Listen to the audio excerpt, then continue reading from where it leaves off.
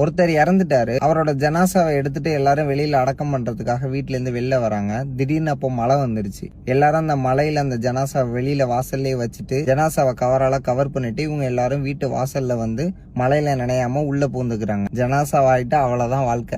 சில நிமிஷத்துக்கு முன்னாடி யாருக்காக எல்லாரும் அழுதாங்களோ அவர் தனியா இருக்கிறாரு. எல்லாரும் அவங்கள காப்பாற்றி கொண்டாங்க மழையில இருந்து. யாரும் அவரை நேசிக்கல அப்படிங்கறதுலாம் கிடையாது. அவ்வளவுதான் இந்த உலகத்தோட வாழ்க்கை. நபி ஸல்லல்லாஹு அலைஹி வஸல்லம் சொல்லியிருக்காங்க, மரணம் அடைந்த ஒருவரை 3 விஷயங்கள் பின்தொடரும். அவரோட குடும்பம், அவரோட செல்வம், அவர் சேர்த்து வச்ச நல்ல செயல்கள். அதுல குடும்பமும் செல்வமும் திரும்பி சென்றும். அவர் செஞ்ச நல்ல செயல்கள் மட்டும்தான் அவர் கூடயே இருக்கும் அப்படின்னு சொல்லி நபி ஸல்லல்லாஹு அலைஹி வஸல்லம் சொல்லியிருக்காங்க. அதனால என்ன சொல்ல வரேன்னா, குடும்பத்தை நேசிங்க, கவனிங்க, அவங்களுக்கான உரிமையை நிறைவேற்றி கொடுங்க.